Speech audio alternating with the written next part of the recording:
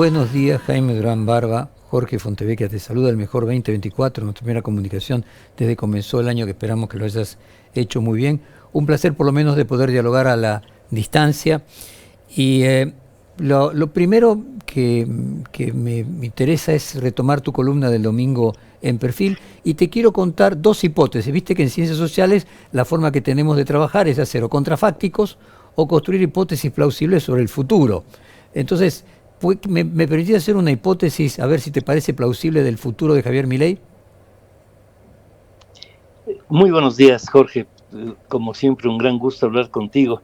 Yo con Perfil me siento tan vinculado y, bueno, una de las cosas que hago con mucho entusiasmo es escribir mi columna cada semana.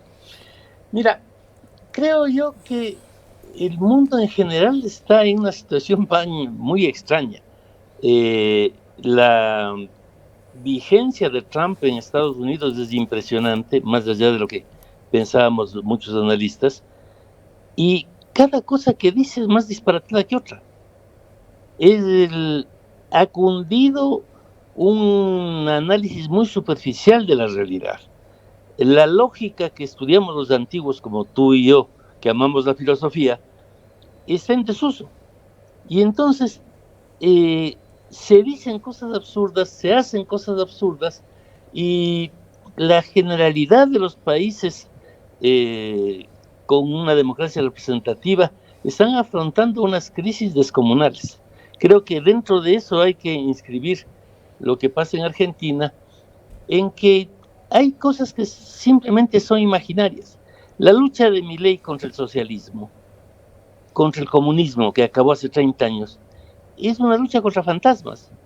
Se ha dado en hablar en contra de los zurdos, de la izquierda. No sé qué es izquierda a esta altura de la vida. Si izquierda es el señor Maduro y el comandante Ortega de Nicaragua, bueno, cualquier cosa puede llamarse izquierda. No hay ningún país que esté nacionalizando los bienes de producción. No hay ningún país que esté instaurando la dictadura del proletariado. Putin es un zar anticuado y absolutamente reaccionario.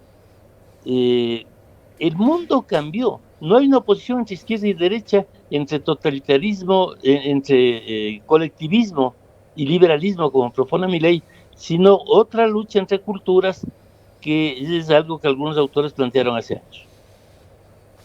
A ver, Jaime, vos también marcás el tema de la influencia que tienen las redes sociales, el cambio tecnológico que lo venís haciendo de manera continuada. Y me gustaría llevarte al discurso de Milei en Davos. ¿Recordás aquello de, en teoría del discurso, a quién le habla, ¿no? Al protodestinatario, al contradestinatario, al paradestinatario? Y aquí la sorpresa que teníamos era que no le estaba hablando a la Argentina, pareciera que le estaba hablando al mundo, en convertirse en una especie de influencer mundial de los nuevos movimientos de derecha, que el objetivo final de Milei, más allá de tener o no tener éxito en la presidencia de la Argentina, es convertirse en un referente internacional en el mundo desarrollado, fundamentalmente, de las ideas de la extrema derecha, algo así como un rockstar de las extremas de la derecha. Acá trascendió, por ejemplo, que no solamente, viste que él menciona continuamente a Elon Musk, continuamente a Twitter, ahora va a reunirse con fundadores de otros sitios de internet internacionales muy, muy importantes. ¿Y te imaginas eso como un objetivo de alguien que crea que siendo joven, su futuro es ser un influencer a escala mundial? Mira, yo creo que además no le ha ido mal. Su entrevista, su imagen, se ha proyectado de una manera como no se ha proyectado la de ningún otro presidente argentino anterior. Es una persona. Ahora hice una gira porque estaba intoxicado en internet y decidí ir de persona anónima a dar vueltas por México, un país que amo. Manejé por todo México. En todo lado te preguntan por Milei. Ese es el tema de conversación. ¿Quién es este Milei? ¿Qué le pasa a Milei? es cierto que habla con perros, no es cierto que habla con perros. Es un personaje mundial, eso creo que hay que aceptarlo. Ahora, me parece que en eso esta extrema derecha mundial también tiene muchas contradicciones, porque la revolución digital se está dando inevitablemente y creo que se acelera cada día más. La robotización de inteligencia artificial, la computación cuántica, van a cambiar la forma de ser de la especie en los próximos 4 años, 5 años. Ahora, eso puede ser visto desde un ángulo o desde otro. Y a ratos Milei podría encaramarse en liderar esa revolución en Argentina, que puede ser muy beneficiosa, pero a ratos también tiene una actitud rara de oponerse.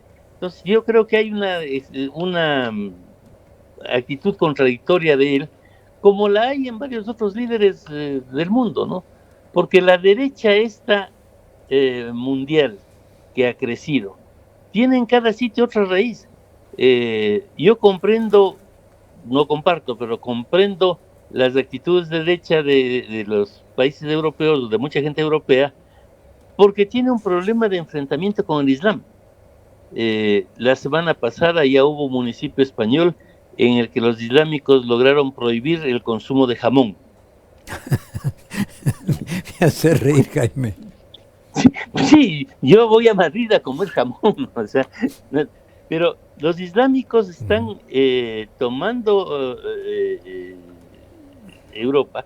Hay barrios de Berlín en los que mujeres han sido atacadas por no usar velos al grito de prostituta. O sea, los islámicos están tratando de imponer una cultura islámica en Europa, y yo creo que es uno de los grandes riesgos de Occidente ahorita. El enfrentamiento Islam,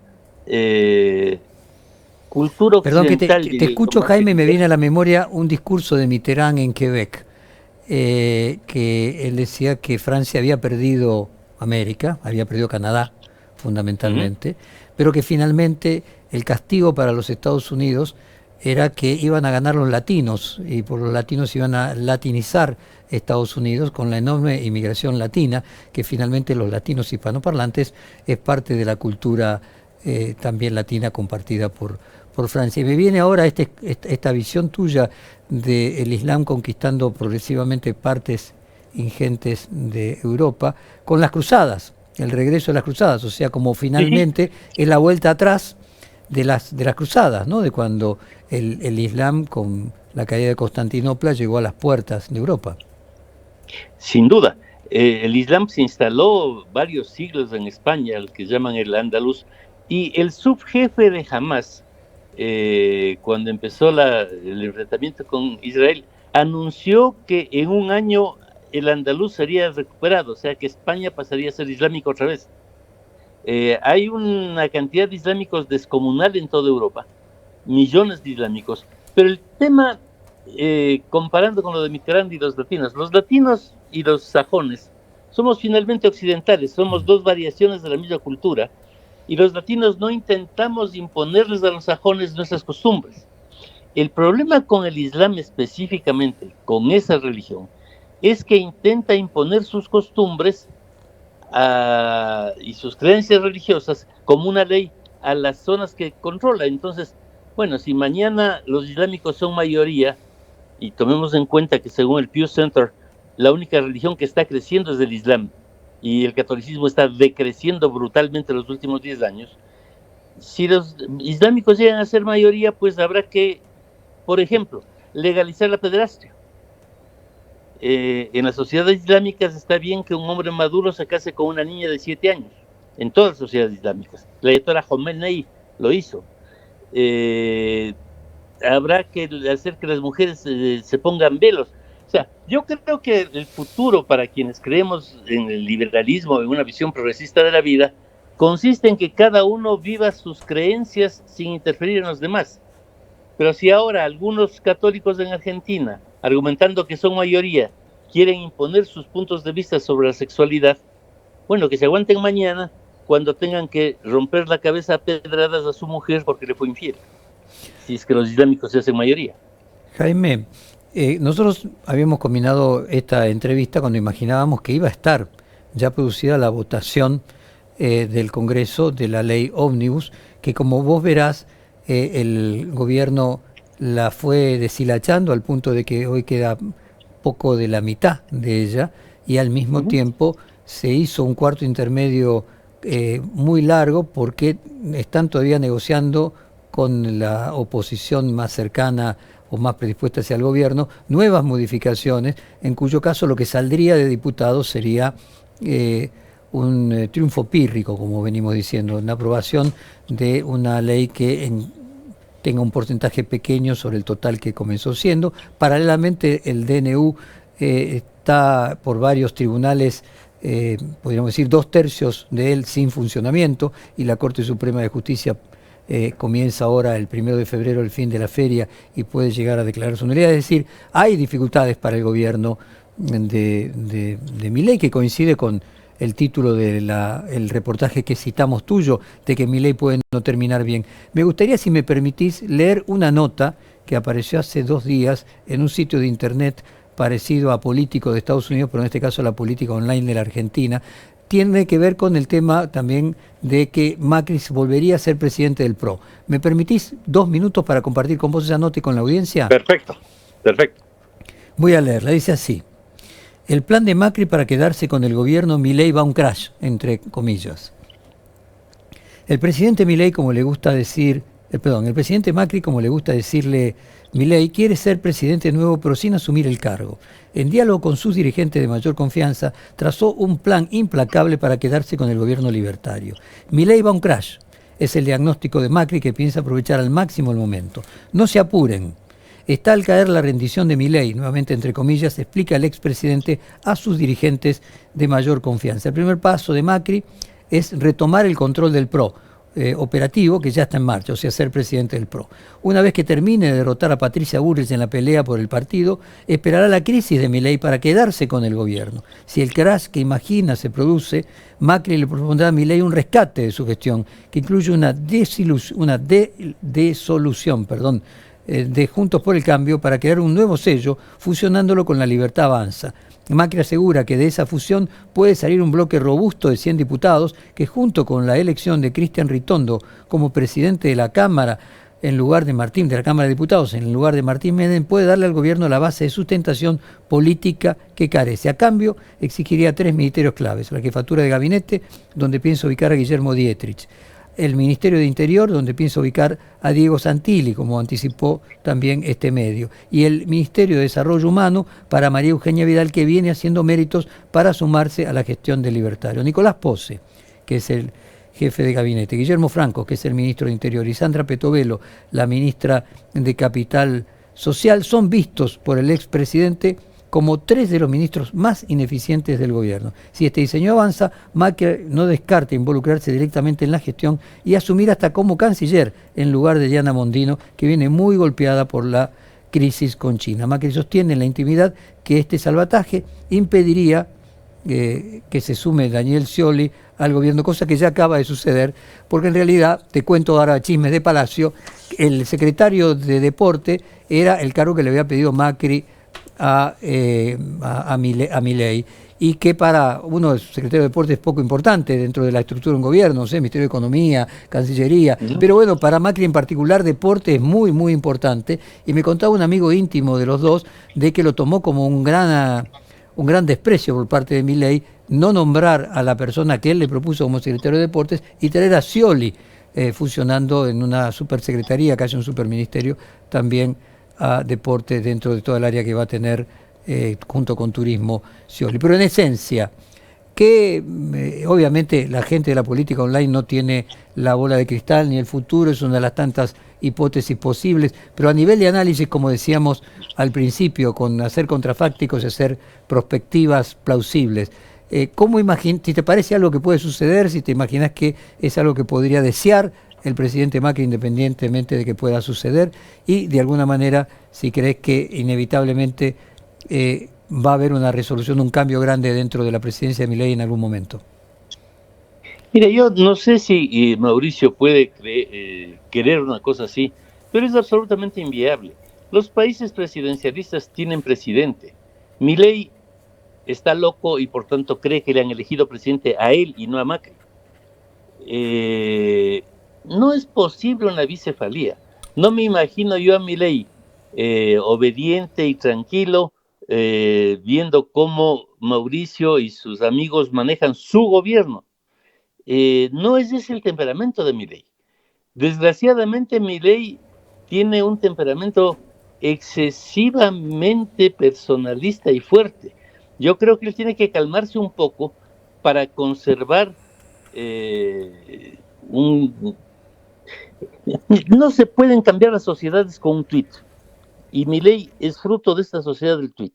Lanzó un decreto con 300, 400 leyes y cambió el país de una semana.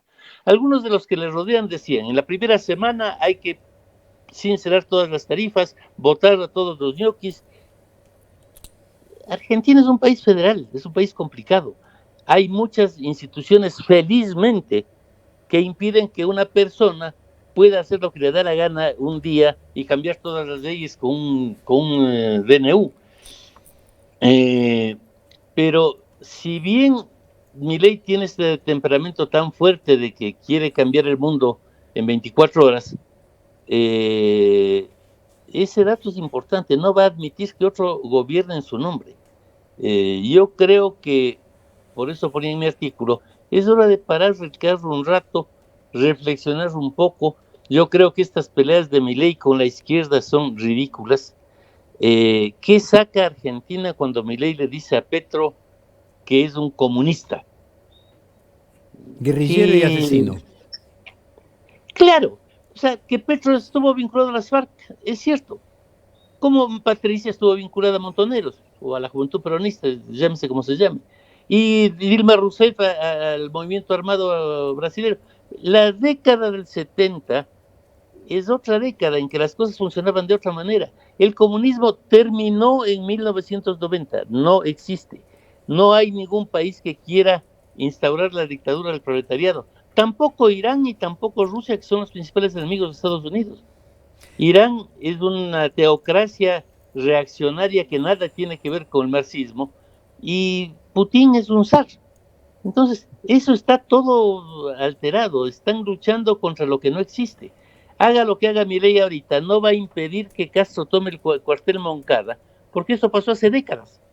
Es momento de pensar en otro mundo, en otras contradicciones que se están dando. Jaime, en la conversación vos dijiste, Milei está loco si cree que lo eligieron presidente y después marcabas el tema de la fuerte personalidad de Milei que no va a aceptar que otro sea presidente cumpliendo la función de presidente, pero me vino en esa oración que tenía idas y vueltas, me venía una reflexión de Lacan, a quien hoy citamos con la carta robada por el famoso tema de que no se sabe qué es lo que está votando. En lugar de la carta robada sería el acuerdo parlamentario robado que no se sabe cuál es. Pero me viene nuevamente Lacan a la mente con aquella frase que él repetía, normalmente y vulgarmente se dice que una persona está loco si se cree Napoleón, pero si Napoleón se hubiera creído Napoleón también estaría loco. Tenía que saber qué hacía nada más que de Napoleón, porque las fuerzas de la historia lo habían colocado allí y de la misma manera que lo habían colocado allí, lo podían sacar de allí como finalmente terminó sucediendo. O sea, el planteo es, puede estar loco si cree que fue presidente, aunque sea presidente, o digamos, la locura sería creer que porque uno es presidente realmente tiene el poder de ser la persona con más poder del país, habiendo otras personas con más poder del país que el presidente, o habiendo otras formas de poder más que un presidente. A lo mejor Elon Musk termina teniendo más poder que Trump, o termina teniendo más poder que muchos presidentes de muchos otros países. O finalmente lo que tantas veces se decía aquí, Manieto, el conductor del Grupo Clarín, podía tener más poder que cualquier presidente. ¿Es eso a lo que vos te referís, que hay un choque entre creer que porque uno fue electo presidente tiene todo el poder y finalmente si se cree eso, como el ubris, los dioses te castigan haciéndote creer eso para que luego caigas desde lo más alto? Mira, no, era algo más bien satírico lo mío. Mm. El que es elegido presidente legítimamente quiere ser presidente. Eh, yo el ejemplo más terrible que conozco en la historia de alguien que habiendo dejado la presidencia, quiso manejar el siguiente gobierno, es el de Álvaro Obregón en México, que quiso manejar el gobierno de Plutarco Elías Calles. Tuvo una reunión con Elías Calles y su gabinete en el restaurante La Bombilla, y misteriosamente, estando él con el gabinete del nuevo presidente, asomó con 17 tiros en el cuerpo por intentar manejar un gobierno que no era el suyo. Nadie pudo explicar por qué tantos tiros y de tantos calibres. Pero perdón, Jaime, te interrumpo. Son como dos elementos. Siempre la locura es creerse lo que uno no puede. Entonces, puede ser tan loco creerse que Milei puede aceptar ser una figura decorativa de un presidente en las sombras, como creerse presidente que porque uno es presidente realmente tiene todo el poder, que parecería ser en esta primera instancia la amenaza que más acecha a Javier Milei. Creer por inexperiencia política de que uno llega a presidente y tiene todo el poder, cuando en realidad cuando uno llega a presidente tiene una parte del poder.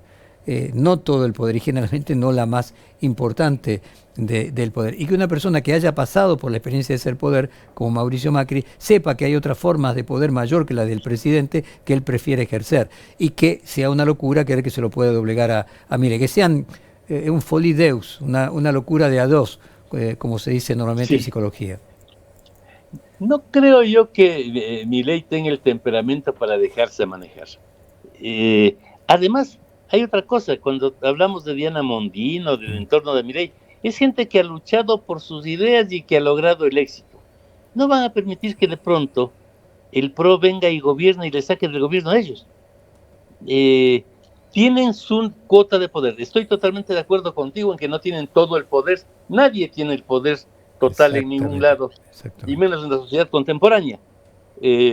Pero yo a Milei no le veo jugando el triste papel que jugó Alberto Fernández en el último gobierno. Manejado por Cristina, sin ser presidente, sin que los ministros le hagan caso. Milei no es eso. ¿Y Milei qué futuro le ves al PRO en ese sentido, Jaime? Avanzando en esa hipótesis. Que si, por ejemplo, Milei no logra tener éxito en la hipótesis que vos planteás en tu columna, que Milei puede no terminar bien, ¿eso arrastra al PRO y arrastra a Macri? Que si... Como están haciendo las cosas, sí. Yo creo que se necesita una alternativa distinta, una alternativa progresista, una alternativa que acoja toda esta sociedad contemporánea, la tecnología, que acoja a Davos y plantee algo para la Argentina. Pero si es que Milei fracasa, el PRO actual va a caer en una catástrofe también. Jaime, muchísimas gracias por tu tiempo para con nosotros. Te deseamos lo mejor para este 24 y esperamos verte pronto en Buenos Aires nuevamente. Sí, en cuanto pase la ola de calor, yo creo que después del carnaval volveré. Yo detesto el calor, tengo fobia al calor. Bueno, Buenos Aires está, la Argentina está prevista como el lugar de más calor de Sudamérica, así que me parece que va a tener que esperar un poquito más que carnaval. Te mandamos un fuerte abrazo, querido Jaime. Un gran abrazo. Chao. Acabamos de hablar con Jaime